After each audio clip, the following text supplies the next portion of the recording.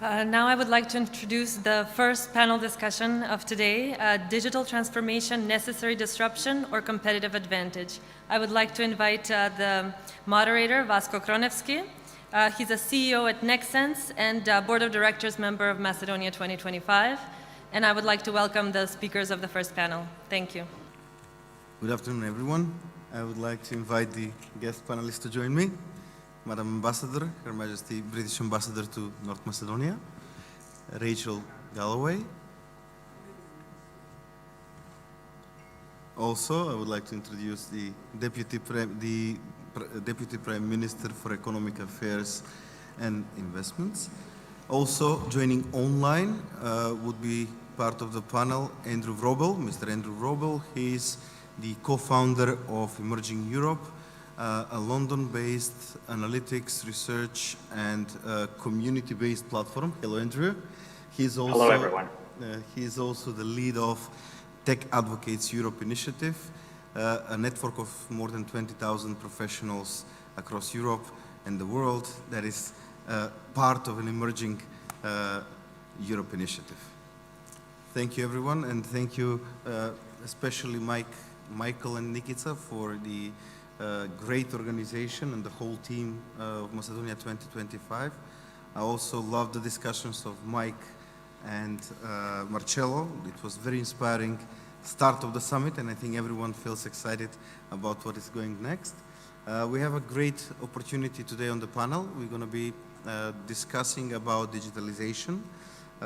We have heard from Michael and Nikita at the beginning about the platform from the future, which was introduced by Macedonia 2025 as an initiative to help the economic growth of Macedonia. But we also heard about the digital initiative launched by Macedonia 2025. This is an effort to help all the stakeholders, both the public and the private stakeholders, into the process of digital transformation and how to reap the benefits out of it. And this is the initiative that is still going to develop and support the society in the future, led by Macedonia 2025. We have seen during the pandemic that there were a lot of changes, disruptive changes, and the pace of digital transformation was even more accelerated in the past couple of years. But what we see that this will definitely change the way we live. It will impact the quality of living, both the positive or negative. We still need to see how we will position our society and our economy to see how we can reap the positive effects out of it. We also expect moderate or even significant changes by the disruptive digital technologies coming in. There are a lot of changes coming with the digital transformation that we need to embrace, support, and put as a part of our development of the economy and the society in general.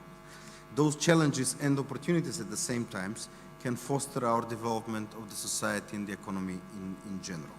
We need to also assess how this will improve the quality of life, how this will improve the way we do business, how this will improve the quality of the workforce in the future.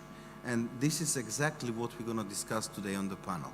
And with the help of the guests on the panel, I think that we will try to tackle upon the current challenges and the current initiatives that are in North Macedonia, but also we will talk about future activities and initiatives that we need to overtake to make sure that we do the digital transformation in the most adequate way for the society and the economy in general. I would just like to remind you that you can access the online platform to post your questions during the panel, and by the end of the panel we will of course tack into those questions. I would like to ask you to keep the questions focused so we can try to answer as much as possible at the end of the panel. Also, I would like to ask the organizers to post the poll that we will be launching during this panel. I would like to invite you to give your answer to the poll. The poll question will be, in your opinion, which of these stakeholders lags behind in digitalization? Government, companies, citizens? Please post your poll and opinion. It's a tackling question, but I'm sure that we're going to try to answer during this panel a couple of those different answers that are going to be as a result of this survey.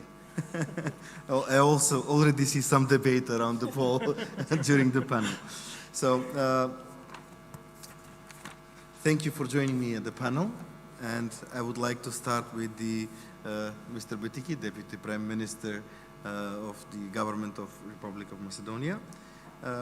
As we've seen, there is a draft budget submitted to the Parliament at the end of this year, the budget for the 2022. As we know, the budget is the most creative thing that the government can do to foster the future development of the country in the immediate term, means the next year. What we want to see, what we have seen by the posts in the media, that there is an increase in the capital investments of 27% for the next year. What we would like to hear from you, if you can share with us, what are the most relevant capital investments for the next year, and with a special focus on digitalization, digital skills, and something that will definitely can support the digital transformation of the country. Well, quite a broad question to be answered in such a short time. But first of all, thanks for giving me the opportunity actually to talk in such an important issue such as digitalization in such a forum like Macedonia 2025. And I think that the fact that we are talking on digitalization as a first plenary session in this event shows that obviously, finally, in North Macedonia, but even wider, we are talking and taking seriously the importance of digitalization for the society. Unfortunately, I've been in some part of my career in the other side, in the business sector, and whenever we were talking on digitalization, either towards the government or from the businesses, people were just being quite skeptic, and they were looking around why now we should undertake. And unfortunately, in 2020, because of pandemic, we realized that the digitalization is just a way, a tool to reach certain wider objectives. And unfortunately, I have to admit that even though we are talking now on digitalization and the question was raised as such, we are still seeing it as a tool and not as a mean for solving problems and achieving wider objectives. So I would actually raise a question, and maybe later on we might have a discussion on that. What's the purpose of digitalization? In my perspective, as a Deputy Prime Minister in charge of economic investments and economic affairs and investments, I say that digitalization should actually be mean in increasing the effectiveness and efficiency of the services, of the resources that you have in hand. Otherwise, if we do look on digitalization as such and as a tool, then obviously you haven't reached anything. And back to your question, and I saw actually some of the questions already posed in the first interview with Marcello. Even today, as we are speaking, in our country, more than 150 different services from the government have been digitalized. But probably if we ask the audience now, we can hardly mention more than 5.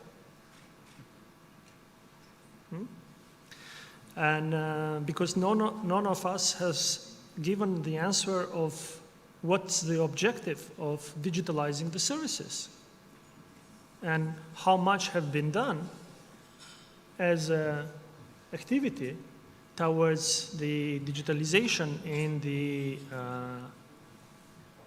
private sector and citizens as such. And unfortunately, I would say that, yes, the budget in 2022, it's, as we usually say, historically the biggest one, because every year it's normal to expect that it will be historically big, because otherwise it will not be a good government if you plan reversible and you go with less budget for your citizens, because you are not meeting the expectation of the citizens for better services, for better quality of life. For the first time, the capital investment has been increased by 27%. We are going above certain threshold that was put it as a limit for our country of $500 million. So we went above that. And unfortunately, when you set the priorities, it's quite hard to decide what is the most priority need for the citizens when you have a wider gap of lacking of fundamental services to your citizens. So then it comes that the urgency comes to the first place. And we were dealing with that in 2022, unfortunately. After 30 and more years of independence of our country, in 2022, we are still talking on prioritizing of making easier the life of citizens by digitalizing services or providing them water, drinking water, and safe water for the families. And probably everyone around the audience will agree that the water is more important and more urgent to be provided to the citizens than digitalization, or wastewater management, or other fundamental services and needs to be tackled. And therefore, I might agree with those who have gone through the budget and saying that maybe the funding is not sufficient towards the digitalization.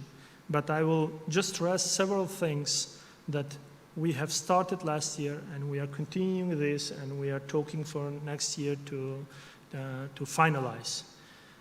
We have started with the World Bank the whole process of digitalization, the state aid support.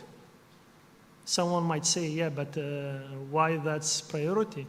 Because that's use of the resources, the taxpayers' money, till now, I would say, and I have to admit, even though it's not usually the Deputy Prime Minister admits, but I will say that unfortunately in the last 30 years, state aid was used in a non-efficient way. And therefore, there was a lack of funding for other specific services and needs for the citizens. Therefore, we have not progressed so much in digitalization, for example. So with the setting up the management information system for the state aid, we will digitalize 11 processes. That means in 11 different public institutions, digitalize the process on the use of the state aid. And finally, we will be ready to measure the effect of the state aid provided towards citizens and plus private sector.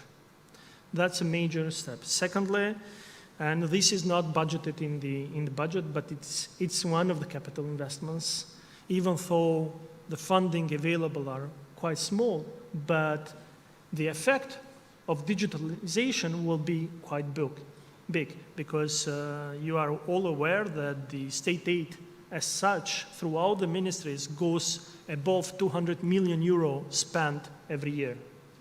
So that's quite a huge funding available, and if it's used in a non-efficient way, imagine in 10 years how much resources have been spent in an inefficient way. Just as an example, every year we are, in the past 15 years, we have provided around or more than 110 million euro subvention in agriculture. And unfortunately, agriculture products and the production is decreasing from year to year, and the import of agriculture products is increasing from year to year. 15 years, 110 million euro, 2 billion euro spent, our money for what? So this is the issue of discussing about digitalization. It's not about whether we will pledge or plan 10 million, 20 million, 30 million euro. Secondly, yeah, we are aware of the importance of digitalization. Finally, the government is aware. Imagine, pandemics made us to go online and make sessions online. It was probably 10 years ago. even not thinkable that the government might have online sessions, but it happened.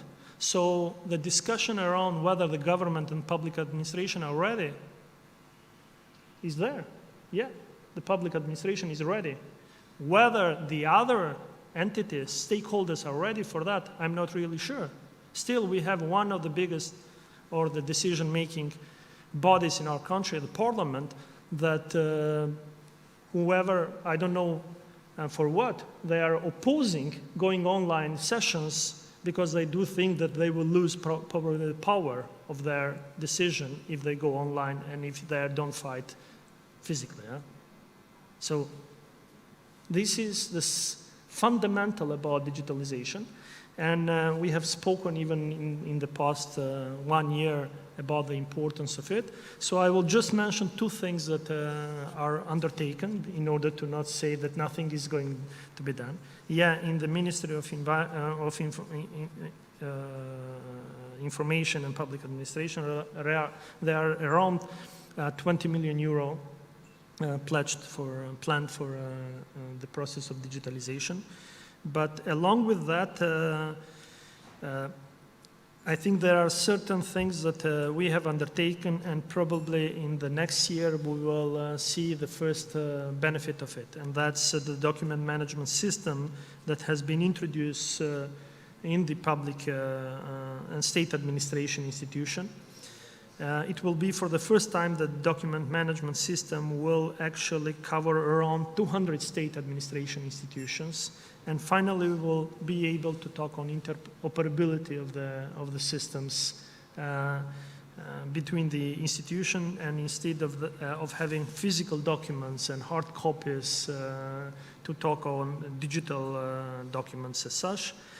And moreover, that we have to get, with the help of World Bank and European Union, even though they are not budget money, but they are outside of the budget, we have started working on two biggest projects that probably will be base and a fundament for the future of digitalization in our country, and that's establishing national broadband infrastructure and the secure common government infrastructure, which talks finally about the government data center, which is a basic for future digitalization of the government services or the services to our citizens and businesses.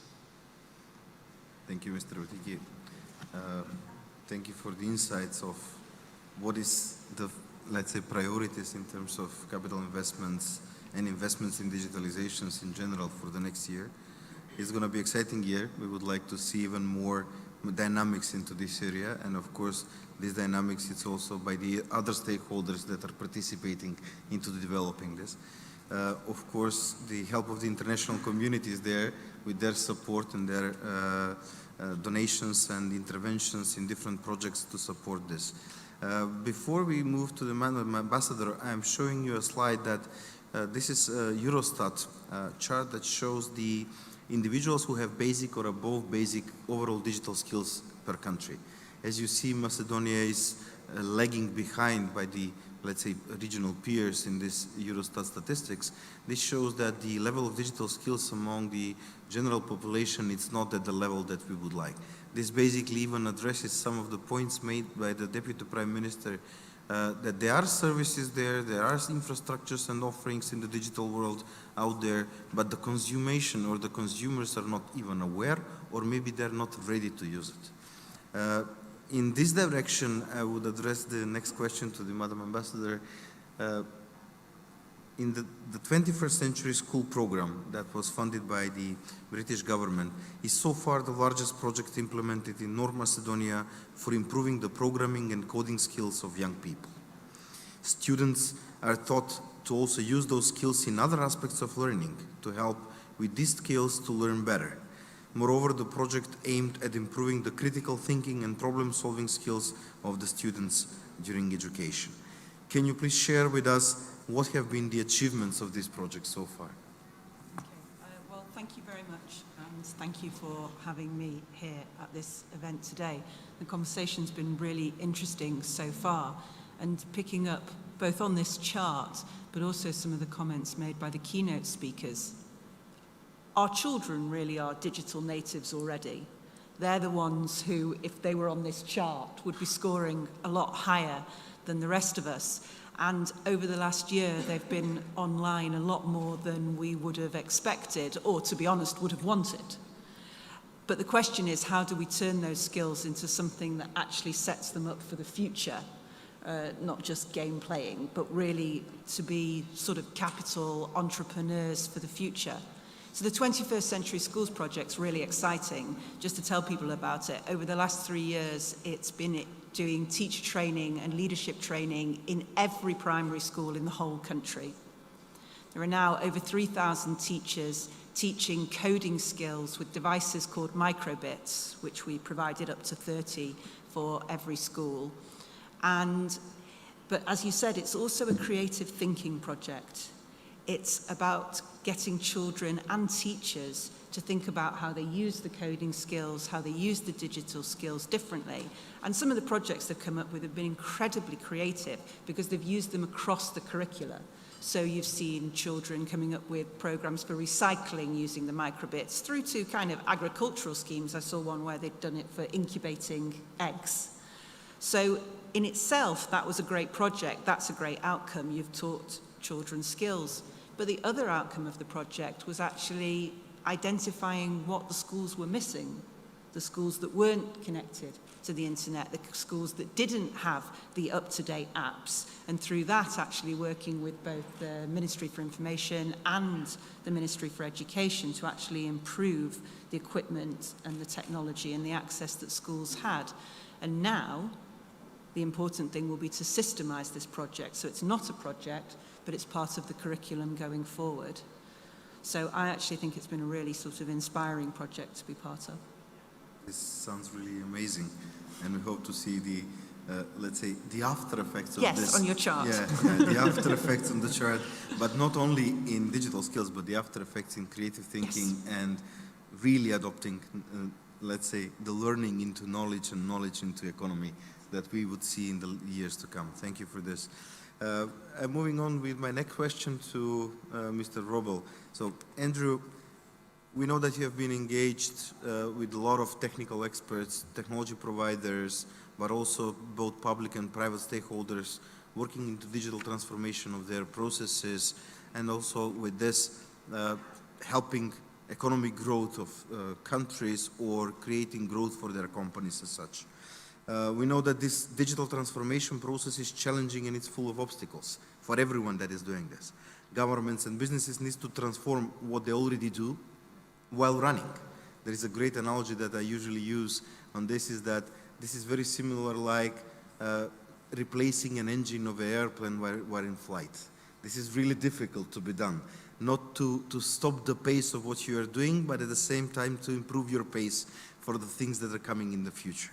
So, by your opinion, do you have any, by your experience, any practical advice or, let's say, recommendation how to approach the transformational processes, but also to keep up with the short-term results while creating a long-term effects of the transformation as such? Well, thank you very much, Vasco, for this question, Madam Ambassador, Prime Minister. Great to have you, or be with you together on this panel, and it's great to be joining this session for the Macedonia 2025 Summit for the 4th time in a row, I believe. So it's great to be here, and I wish I was there with you in Skopje. Referring to your question, I think what is really important to bear in mind is that, like you said, we were, over the last 2 years, we were witnessing 2 simultaneous processes going on.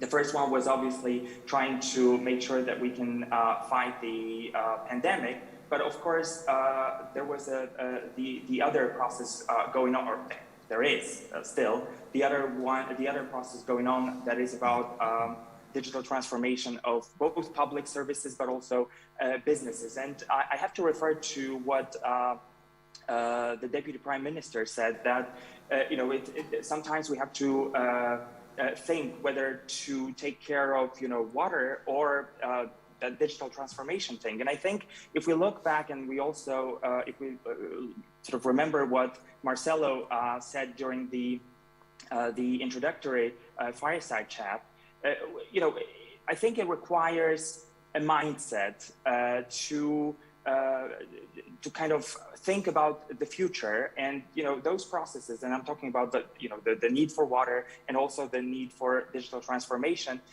Those processes have to be done simultaneously. And if you look at some of the countries that have been successful over the last 2 years, let me just give you an example.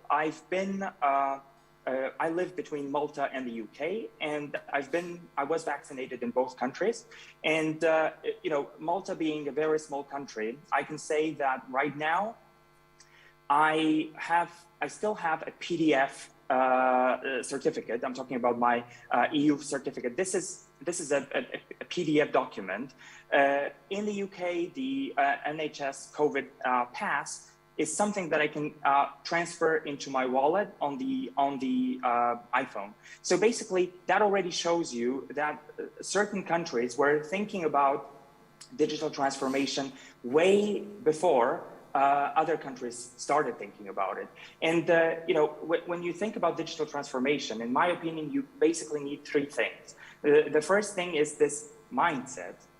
And Marcelo was talking about it, but if we look at Estonia, for instance, in 1997, I believe, this was when the country decided to invest in the internet, and pretty much the whole country had access to the internet. Look at Estonia right now, where the country is. So I think we have to create this mindset right now. And of course, the other 2 elements that we need to take care of are skills, and Madam Ambassador was already talking about that, and funding as well, and support for both businesses and public, especially local authorities. We recently looked at the public sector in a white paper that we did together with UiPath.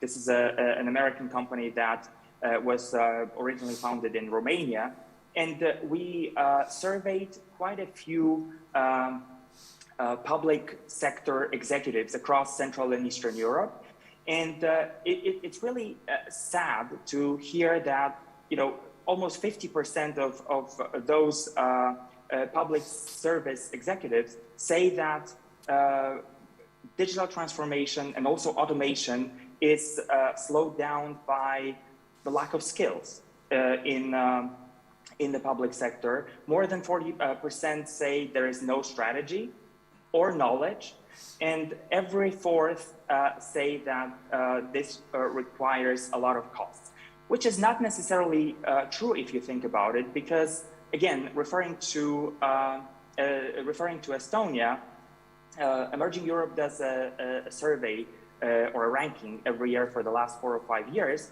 And this is about the investment promotion activities that every single IPA, or the investment promotion agency, does in every single country that we cover.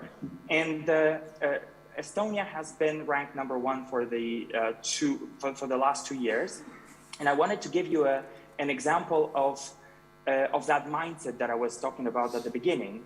A few years ago, they decided to introduce e-consulting, and e-consulting is something that I don't know if you can hear me, because I can see my image frozen.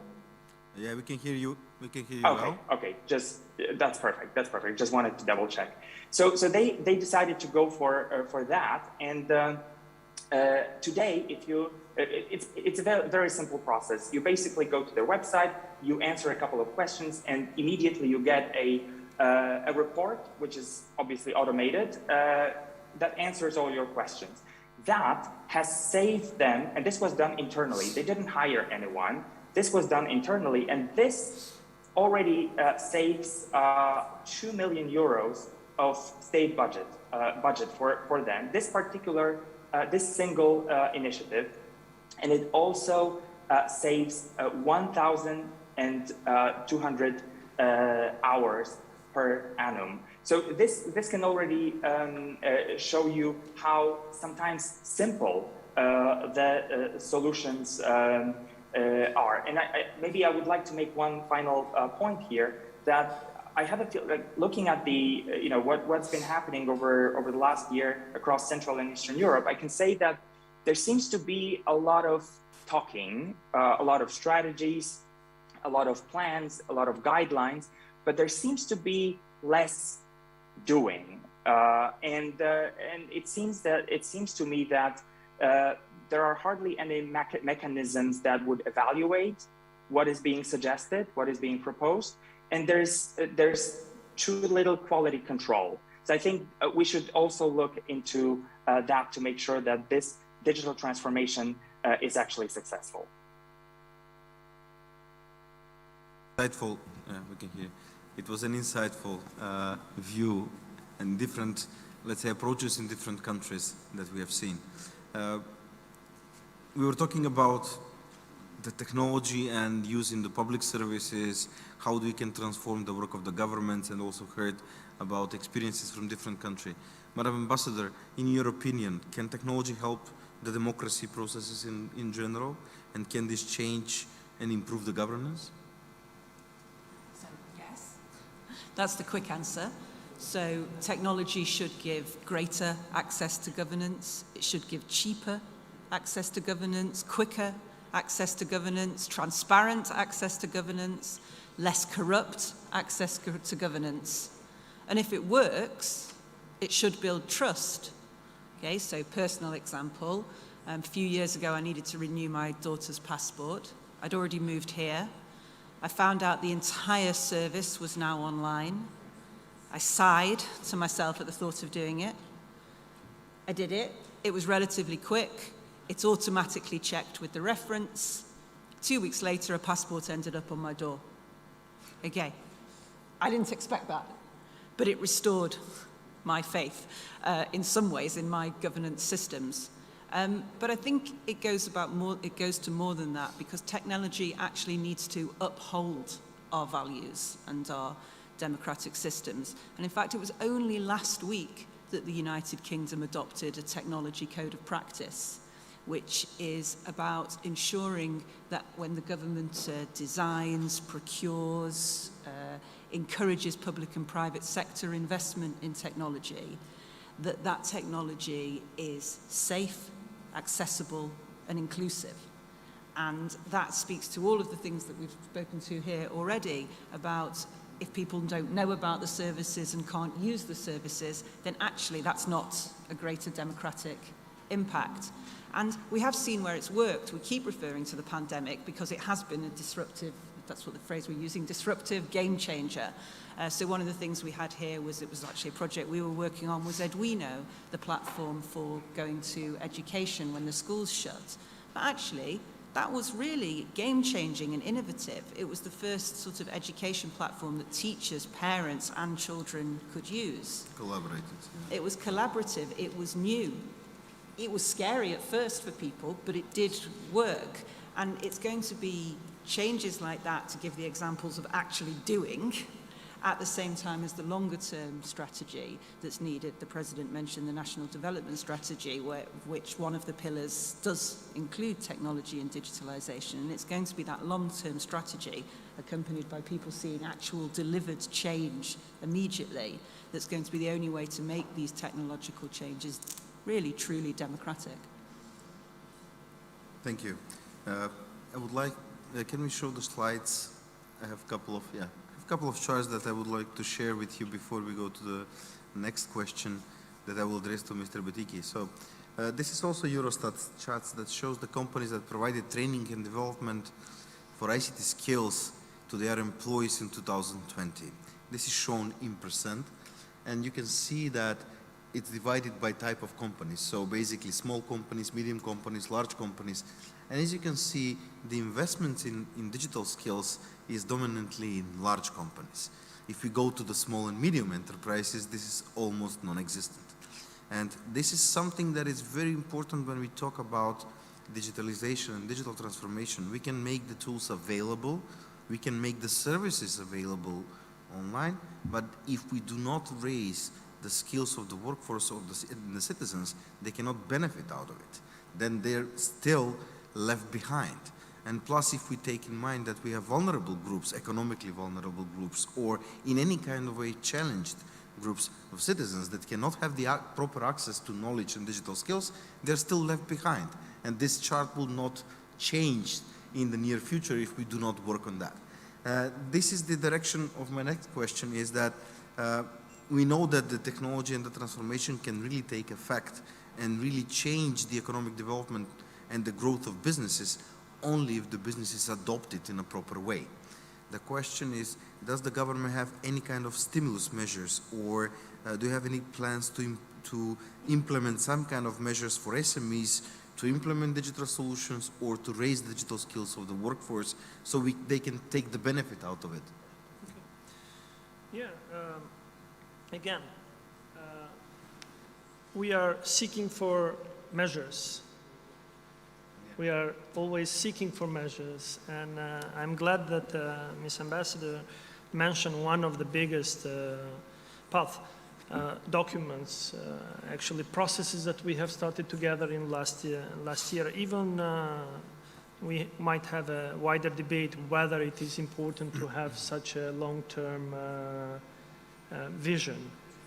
And but we have decided that for a country, small country like North Macedonia, it's more than necessary to have a certain vision over 20 years, and then to create measures that will enable reaching wider and long-term objectives.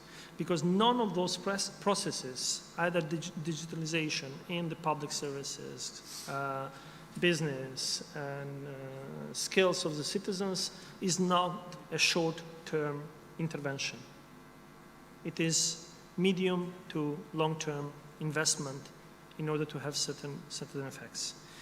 But I was triggered by Andrew about positive experiences, so I will just say that yeah, we do have things to be said what we have done. Just shortly in the beginning or first quarter of next year, you will be hearing about the unique approach of our country towards the approach of support of investments in our country. We are going to be the first country in Southeast Europe, maybe in Europe, that is establishing AI assistant for providing information for investment in our country. And this is something that has been done and started in COVID period. And that's actually because we were quite aware of what Ms. Ambassador said, that through digitalization, the objective is increasing the trust, increasing the credibility, transparency, all the democratic processes which are crucial for the investments and investors in one country, for the business community as such. Instead of having 20 people behind answering and providing and guidance, different guidance because of certain intention, we said, no, let's introduce AI assistants. And Marcello was saying that the future is AI. We understood that 1 year ago. Through the Fund for Innovation and Technological Development, actually we asked for the companies in our country to provide solution for AI assistant on this. So this is something that it has been done. We are pioneers on that. Probably it will not be ideal, but being a pioneer means that we are aware of the process. But moreover, I would come to to your answer. Yes, we have seen the digitalization as a process quite important in all sectors. But as I said in the beginning, digitalization should be a mean for reaching certain objectives. And therefore, we have incorporated digitalization like the investment in human capital as a mainstream in all policies regarding the business sector. In the last changes done in the law for financial support of investment, we have said that we will not treat investment in human capital and in digitalization as a cost only, but as an investment, and therefore we will support, financially support, as a government, for all the companies that will be stimulated to invest in those two directions. It has been done just recently. The law has been adopted 5 months ago, and the first companies that are going to receive funding by the end of the year in these areas are happening now. More than 120 companies are going to receive support. Yes, it is not maybe sufficient, but we have incorporated it throughout the policies, because that's the only way how you might tackle in different categories. Because as we saw it, yes, the large companies are investing quite a lot in digitalization and in the workforce that they have on digital skills because they have resources, but the others are lacking resources. And if you mainstream it throughout the policies in different programs of the government, you will tackle more stakeholders than you have done before with one or two programs itself. Thank you. Thank you. We move forward with the next round of questions, and I would go back to Andrew. In your opinion, Andrew, what is the... Yes, we see Andrew? Yes. Yeah, I'm here. Can you hear us? Okay, that's good. So we see that data is the gold of the 21st century. And the data that relies within the government or in the public sector are the gold mines that are still not tapped in. I would say currently, if we go into and see how much of this data, whether this is open or regulated data, which we need to distinguish between the open data policies, but also access to data that are not open, not transparent, they're regulated for access. I would say that our economy is still not tapped into this potential. And if we see that this has a potential for development of the economy and the future growth of the economy with the use of this data, how do you see this development? Do you have any, by experience, any examples of public-private investments and how we can move this forward into let's say, more creative way of utilizing this resource to create economic development? I'm not sure about PPP models here. Usually, governments just give access to different data to companies, and they basically use it. So, like I said, I'm not sure about PPP models here, but I think the pandemic has shown us how important data is. If you look at digital health solutions, for example, which is obviously related to the pandemic, there was a very interesting research done in Poland that said that 77% of different people patients basically wanted to have or to give access to research for research purposes to enhance innovation. Over 80% was able to give this access to specific organizations that would handle the data correctly. The challenge here is that sometimes, and you mentioned that in the question actually, that policies are not properly prepared for that. And again, referring to Poland, some regulations in the country are inconsistent, referring to medical data, inconsistent with GDPR. So I think, it is important for all the governments to revise potential areas where data can be freed and can be given access to in order to make sure innovation is enhanced. And like in this case, digital health solutions are actually accelerated. You have mentioned, it's a great example how the use of data can be creating innovative ideas. I'm certain that a lot of private stakeholders in the country would really streamline their digitalization processes if they're able to access this data in a regulated way.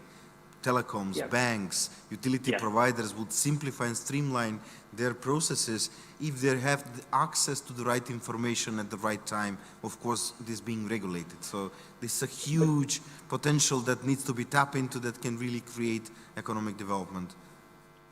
That's, you know, as simple as giving loans, for example. If banks have access Yes. to data, they can simplify the process. You can, you know whether you can get a loan, and this is, you know, in a nick of time, basically. And this is particularly important for small and medium businesses that we were talking about here. Yeah, this is, if we make an example, if we can have a perfect digitalized processes in the government and we can have perfect digitalized processes in the banks.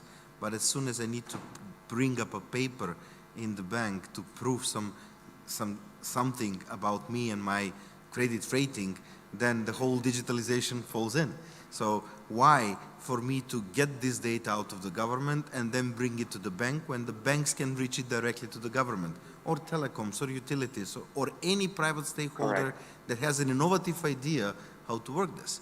So yes, I see a lot of smiling faces in the audience because quite a lot of bankiers are sitting here. yeah, banks. I see the banks No, and I the saw some telecoms, others as well. and they're all eager to invest into this, and I'm certain that they will invest into getting access to this data. So, No, of course, but still you no, require we were data giving accuracy. an ID example. accuracy. We were just, of course, I believe so, and there, yeah. So, but I was giving an example. We can tap into a dozen of other examples where, in some processes, maybe not in this case loan in a bank, but maybe in another process, I would need to prove certain right. But by accessing, it doesn't have to be paper. Even I can go to a digital service to the government, obtain a digital document, and then personally submit this to another stakeholder. So why don't bridge this directly and not just open data, but regulated data access? Yeah. So, Vasco, if I can give one example, you know, we've worked with entities from across Central and Eastern Europe, and as a British organization, we don't really have a stamp. I mean, nobody Yes. sends an invoice with a stamp, right? Like nobody does it.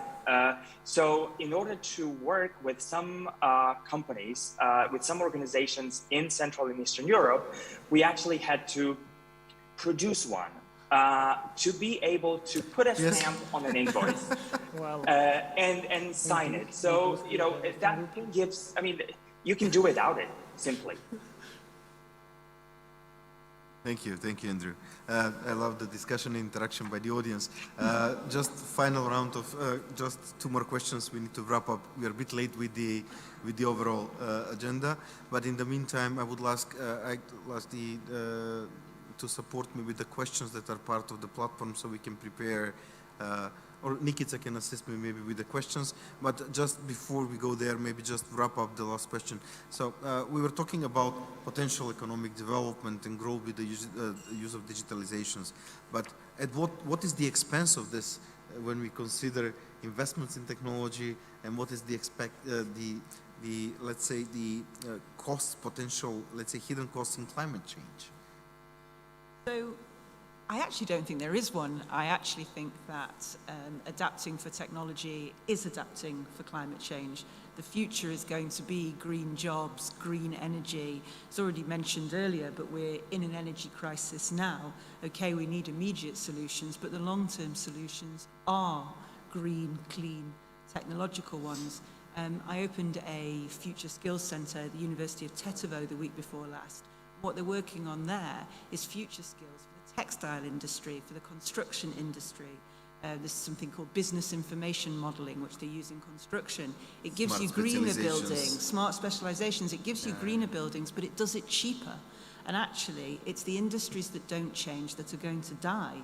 So I don't see them as in competition with each other. Yeah.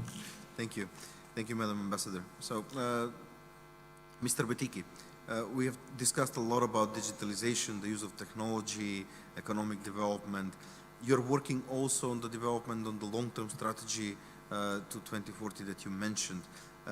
So is it the goal of the new economic policy part of the new long-term strategy is to create a level playing field for every potential good business idea to flourish, or the strategy would focus on specific industries, maybe we mentioned smart specializations, that the strategy would support specific industries or specific focused industries to be supported in this? Well, this is I think, a question, an expectation of everybody in this room to be answered, but it will be answered throughout the process. If I would known, then there is no need for having a process, then the product would have been given.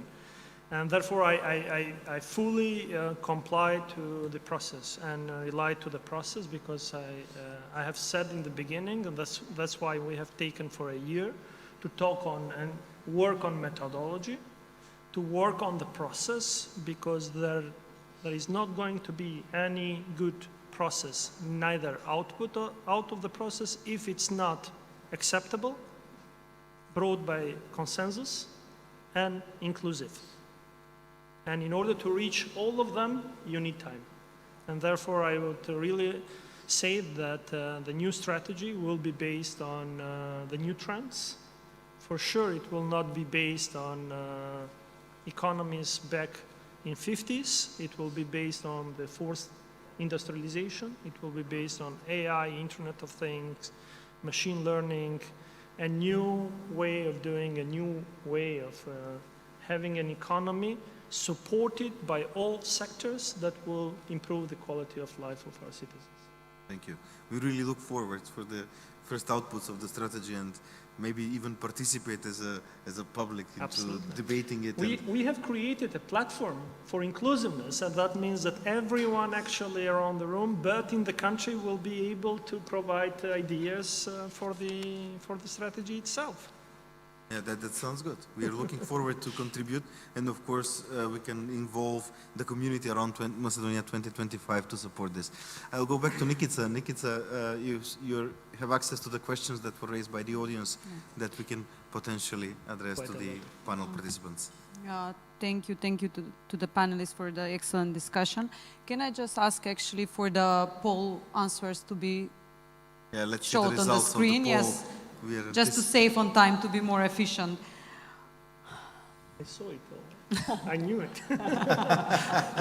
And I fully agree. Of course, the bad guys. So. Beat the bad guys, the government. So let me read actually like two sets of questions.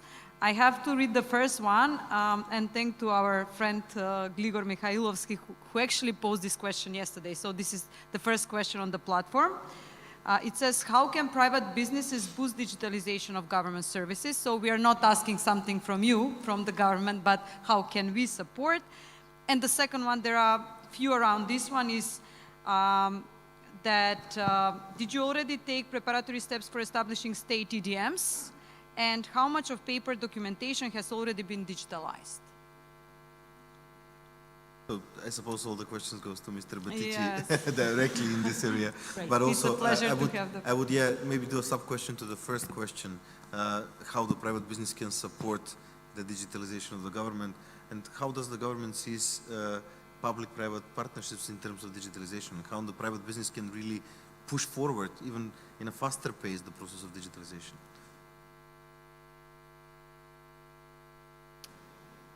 Actually, it's not how the government sees, how the public sees the public-private partnership. Unfortunately, there is no sufficient common ground on public-private partnership as an approach in our country. Unfortunately, we have been witnessing the process of privatization back 30 years ago, which was misused. And whenever we speak on PPP now, people and public sees it as a process of privatization. Unfortunately, there is still to be discussed and to work on accepting the PPP as a model in which you will reach faster certain improvements in certain areas. Personally, I'm one of the rare that fully supports PPP in not only in the process of digitalization, but in other processes as well. in other sectors, because I do think that that's a model in which not everything will rely only on the government to be solved. And for funded. me, and funding, And for wait sure. for the funding to And come. moreover, that I do think that's more sustainable as such. Secondly, the question related to EDMS, yeah, the first preparatory work have been done. Actually, it is still not approved in the government officially, but soon it will be done in order to start the process of DMS. But because I said that it will cover a wide range of administration and institutions, it's a big intervention as such.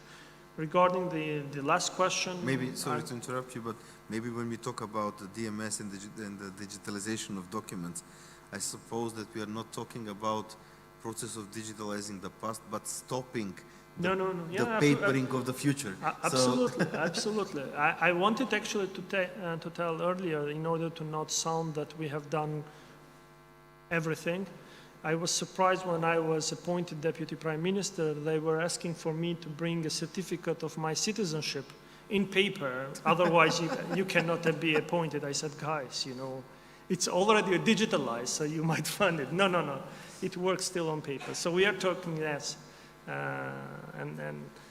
But I cannot answer what is the amount of paper digitalized for the moment, but we might come with the answer once I go back in the office.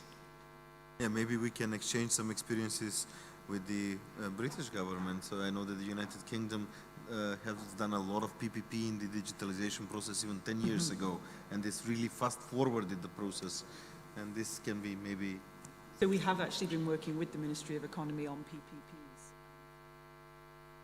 They are taking Yeah, that I forward. personally know I've read a lot of case studies around private investments into digitalizing the processes in the government. So, and this really was a fast pace of digitalization because of it, because there were parallel investments by the government and the private sector and such. Any other questions, Nikita? Or we are wrapping up? It's for the For the break, it was a break. long, It's a coffee. it was a long But session. thank you. Yeah. Thank you everyone for participating at the panel, and sorry if we were a bit late. Yeah. Thank you to the panelists and the contribution. Thank you.